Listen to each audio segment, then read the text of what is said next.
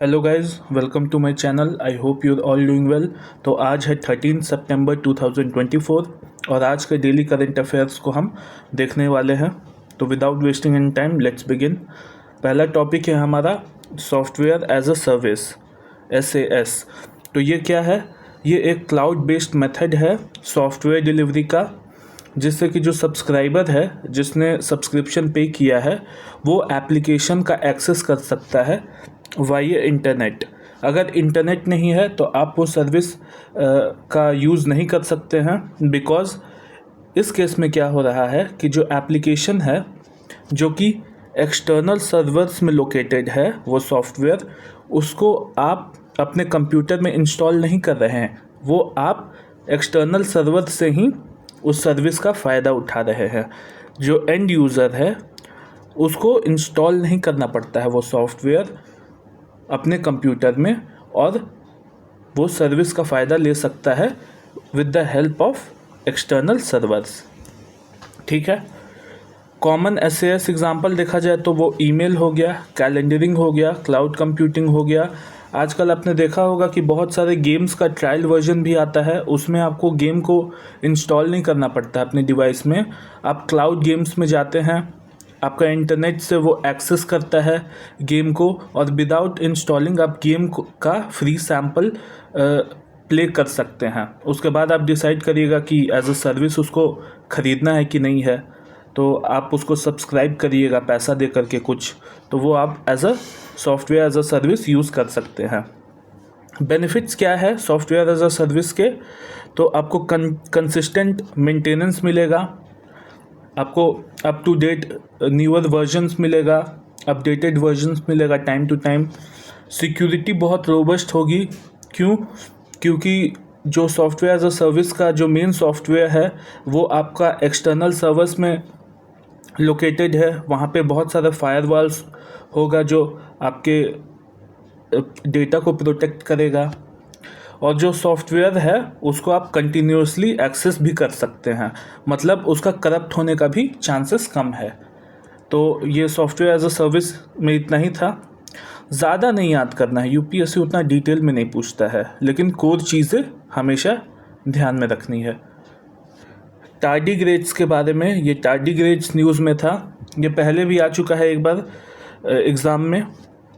ये क्या है? तो इसको वाटर बियर बोलते हैं या मॉस पिगलेट्स बोलते हैं। ये फ्री लिविंग टाइनी इन्वर्टिब्रेट है, बहुत टाइनी होता है, और ये एक्वेटिक होता है। एक्वेटिक क्योंकि वो बहुत थिन लेयर ऑफ वाटर इसके अराउंड चाहिए होता है ताकि ये अपने आप को डिहाइड्रेशन से बचा सके, अपने बॉडी को। मतलब इसे, इसका जो स्किन रहता है उस पर वाटर का बहुत थिन लेयर इसको रिक्वायर्ड रहता है ताकि ये डिहाइड्रेट ना हो। कहाँ कहाँ पाया जा सकता है ये? तो ये ऑल काइंड ऑफ इन्वायरमेंट में पाया जाता है। जैसे आप बहुत ज़्यादा डीप सी में भी जाइएगा तो आपको ये मिल जाएगा। क्यों? क्योंकि इसका कोई स्केलेटन होता नहीं है, एक्सटर्नल इसका कोई बोनी स्केलेटन होता नहीं है। ठीक है। और सैंड ड्यून्स में भी मिल जाएगा। सैंड ड्यून्स तो आपका बहुत ज़्यादा क्या बोलते हैं, ड्राई एरिया हो गया, तो ड्राई एरिया में भी आप इसको पा सकते हैं। Belong to an elite category of animal, elite category of animal known as extremophiles.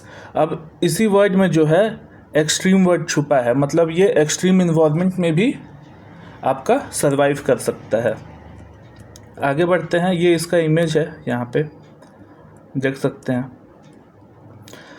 6 से 8 लेग्स होता है इसमें। हाँ, ट्रॉपिकल फॉरेस्ट, ट्रॉपिकल फॉरेस्ट क्यों न्यूज़ में था? तो एक स्टडी रिवील करता है कि जो ओजोन पॉल्यूशन है उससे जो ग्रोथ है ट्रॉपिकल फॉरेस्ट का वो हिंडर हो रहा है, और लगभग 300 मिलियन टन का कार्बन ईच ईयर सिंक नहीं कर पा रहा है। हम लोग लॉस कर ले रहे हैं, वो सिंक नहीं कर पा रहे हैं हम लोग 300 मिलियन टन का कार्बन हर साल। तो थोड़ा सा ट्रॉपिकल फॉरेस्ट के बारे में जान लेते हैं। तो ये रिच इकोसिस्टम है, कहाँ लोकेटेड है? ट्रॉपिकल जोन में, surrounding the equator. 6% of earth land surface है, एरिया है, मतलब सरफेस एरिया का। Dense upper canopy of broad leaves trees है, मतलब यहाँ पे सनलाइट का अवेलेबिलिटी इतना ज़्यादा है कि यहाँ पे ब्रॉड लीव ट्रीज़ मिलता है और बहुत ज़्यादा डेंस कैनोपी मिलता है। और न्यूट्रिएंट में जो है सॉइल वो काफ़ी पुअर होता है बिकॉज रैपिड डिकम्पोजिशन। ये क्यों होता है? तो यहाँ आपको पता होगा कि ट्रॉपिकल जोन्स में बारिश बहुत ज़्यादा होता है। क्यों? क्योंकि यहाँ पे आपका सनरेज हमेशा पड़ते रह रहा है और आपका हमेशा वाटर साइकिल रिप्लेनिश हो करके बारिश होते रह रहा है। तो बारिश जब होगा तो वो हमेशा अपर लेयर ऑफ सॉइल को बहा करके ले जाएगा, जिसमें कि न्यूट्रिएंट्स काफ़ी होता है। तो इसीलिए यहाँ पे रैपिड डिकम्पोजिशन के वजह से न्यूट्रिएंट जो है सॉइल में वो काफ़ी पुअर रहता है।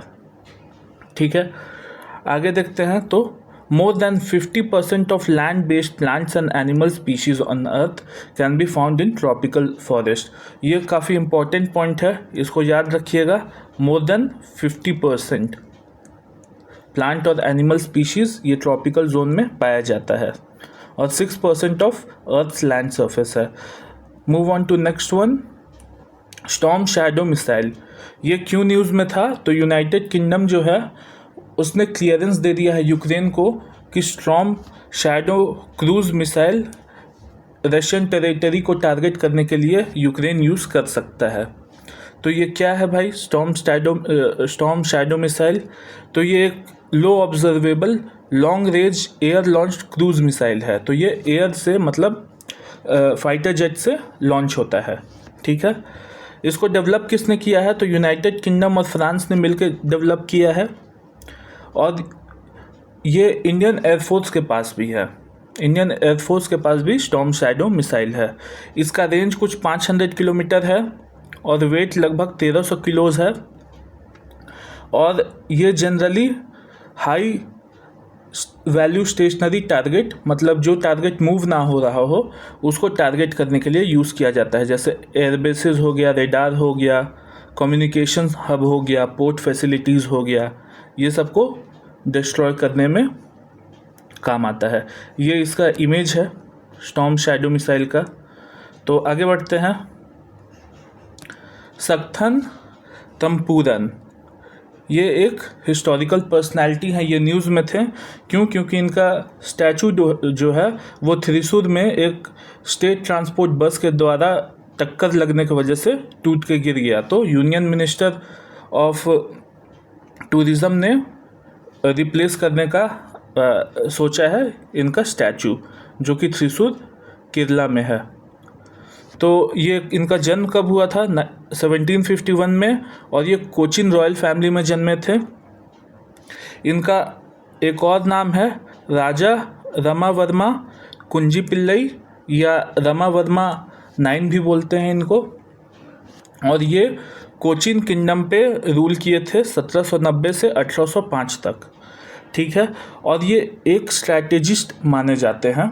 ये जब 18 साल के थे तो उस टाइम पे जो कोचिन किंगडम के किंग थे उनको इन्होंने एडवाइस किया था कि फ्रेंडली रिलेशन बना करके रखो डच और इंग्लिश के साथ।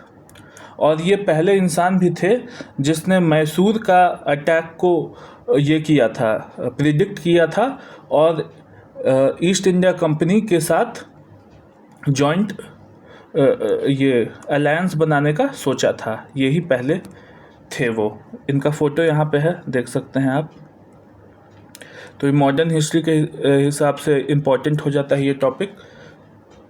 Let's move on to next. Exercise Al Najah, ये न्यूज़ में क्यों है?